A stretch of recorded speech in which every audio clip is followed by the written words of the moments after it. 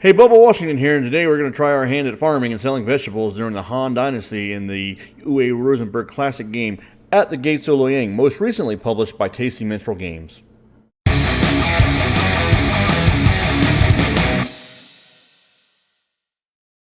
Okay, let's quickly look at how the game is set up for a solo variant for At the Gates of Loyang. The solo variant is set up very similar to the way the game is normally set up for multiplayers. You have your player board, you have your market stall with vegetables already full in there. You'll have your little player indicator where your score is on the track. It starts at 1, and you'll have your deck of cards right here. And the only difference between the regular game setup and the solo variant is you have to simulate an additional player. And the way that works is you'll draw cards off the top of the deck until eventually you have a set of 2 customers, 2 helpers, and 2 regular customers, and those will be put off to the side. Market stalls for these customers will be filled, and those will be kind of off to the side, indicating okay, this is where an additional opponent would be. So when you encounter cards in here that say interact with a player, you will be able to do that. Now like I said, the game works very similar. You have the 4 phases in each of the turns. First phase in the game that normally starts off is you have to purchase a vegetable, one of the starting 3 vegetables of either wheat, pumpkin, or beet in order to plant in your home field. For this demonstration, we'll just plant a wheat right here. And boom. So we have a wheat. And then it starts off as a normal game, which will have the harvest phase. Okay, so we're going to harvest a vegetable, and we'll get an additional field. And then we'll move on to the card phase. And the card phase is very different from the way the multiplayer works. And we'll take a look at that right now.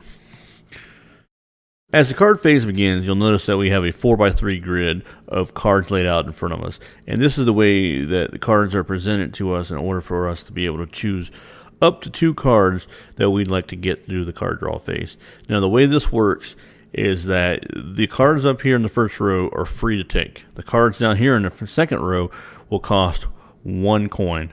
Now, you normally don't put the coins down here, but for demonstration purposes, just to remind you, I'm putting 1 coin to indicate that these are 1 coin apiece. These cards right here are 2 coins apiece, and so forth. These cards are 2 coins apiece as well. Now, the way it would work is that if you see a card that you'd like to purchase that's on the one of these rows which costs coins, you would pay the amount of coins to the bank, and you would purchase the card. So you wanted this card right here, the saleswoman, which is a good card, by the way, which turns all your angry customers happy again.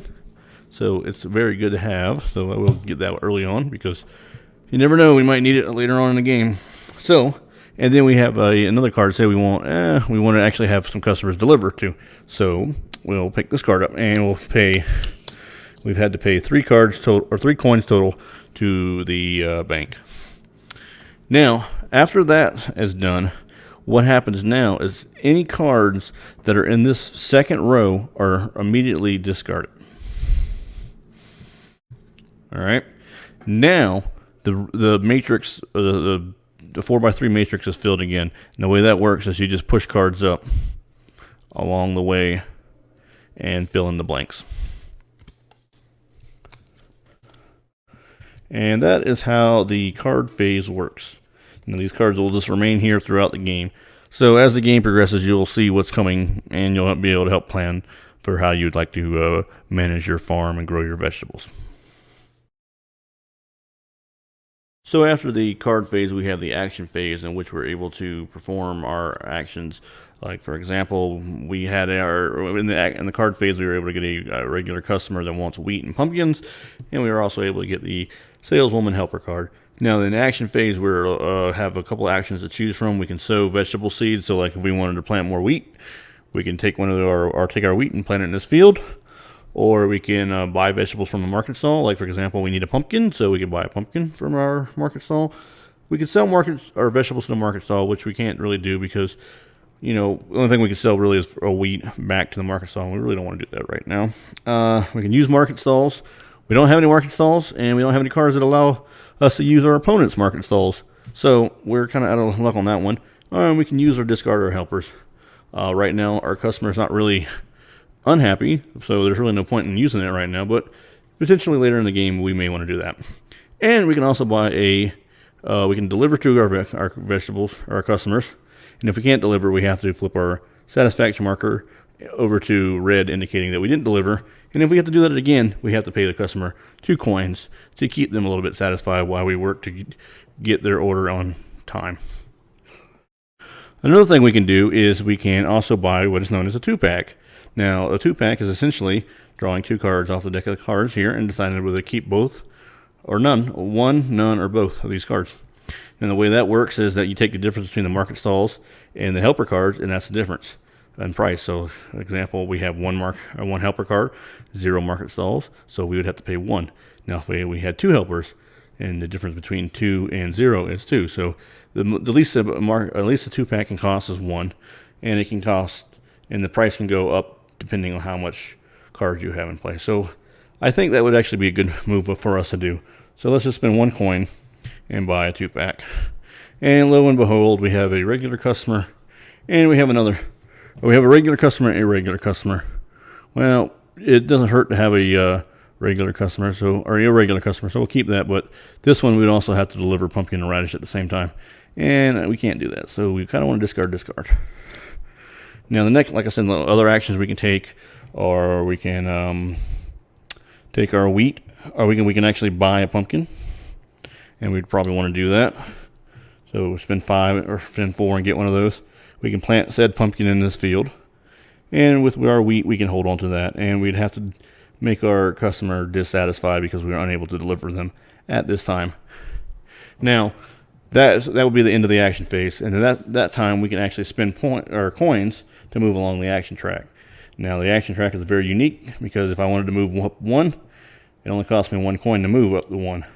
But if I wanted to move up to 3, I'd have to pay an additional 3 coins because of the number. So, like for example, if I was at 11 and I moved to 12, it cost me 1. But if I wanted to go to 13, I'd have to pay 13 coins. So I move up 1. I can't afford to go up to 3. However, I could take a loan card. Now, a loan is, anytime you can take a loan, you get 5 coins. However, the negative aspect of the loan is at the end of the game, you can't repay back the loan, but at the end of the game, you'd have to say for every loan card you took, you'd have to move back 1 spot. So say you're at 18, you took 2 loan cards, you have to move back to 16. It's kind of devastating in a multiplayer game having to move back. But also in a single player game, if you're trying to get a higher score, moving back 1 or 2 or 3 is pretty devastating as well.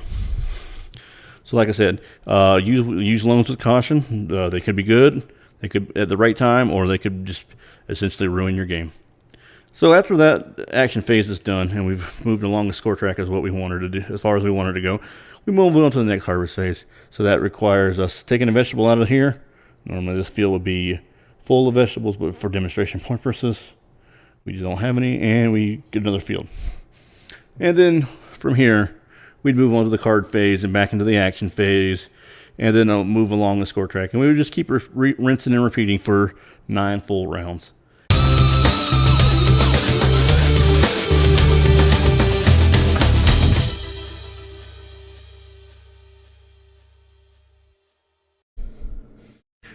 At the Gates of Loyang is one of these multiplayer games which tries to replicate the multiplayer experience in a solo variant through an adjustment of the rules. In this case, the only rules that really get adjusted are the way the card phase is handled in the game. When the multiplayer game, usually the players are drawing cards and discarding cards in an attempt to get the 2 cards they want per round, as opposed to where in the solo game you have that grid of cards that you can choose from. Now this is vastly different in the way that in the solo game you have perfect information of what's on those cards until they're drawn, so you can plan ahead, where in the multiplayer game you kind of have to react to how the players discard cards and whatnot. I do kind of enjoy the planning, and to me it's kind of like solving a problem. However, if you're the type of gamer that just can get bogged down with analyzing, all this analysis of how the problem is in front of you, then you can get really bogged down in planning out the perfect turn. Now, I do say that I enjoy that. However, it's not my favorite thing in the world when it comes to solo games. I do like a little bit of mystery and a little bit of hidden information, and possibly a little bit of randomness and luck involved with that. So having that perfect information, sometimes the game can turn, for me personally, can turn into a puzzle where it's like, okay, if I'm going to make the most optimal move, I need to do X, Y, and Z before I do A, B, and C, and so forth. Now, if you're not that type of gamer, then you may not enjoy the spreadsheet aspect of this game. However, the action phases in this game are identical to the way the multiplayer works, with the exception of one little key aspect which I think is lost in the solo variant, and that's the interaction between players. Now, the solo variant does try to allow you to interact with a simulated player by saying, I have a card that allows me to purchase, a vegetable from the market stall of an additional player. Now, that doesn't do very much to you in the solo game because it gives you the chance to do that. But in the real game, when that happens to you, like you have your whole turn planned out, and someone purchases a vegetable from your market stall that you may have been intending to use, that completely just ruins your game and ruins your plans, and you have to adjust and act accordingly. That aspect is completely lost in this solo variant. So with that, I can recommend the game as a great solo game. However, you got to keep in mind that you're not getting the full experience as you would with a multiplayer game. But if that's okay with you, this is an excellent game to pick up.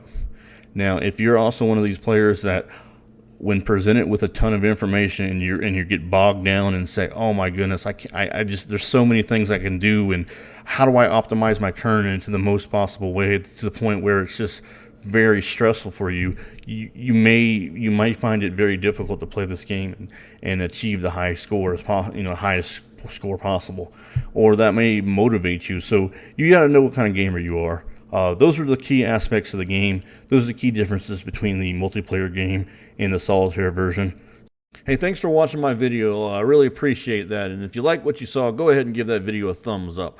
Also, if you want to stay on top of my latest solo board game reviews, tune in every Friday, or either better yet, hit that subscribe button and you'll be notified of when I have a new video out.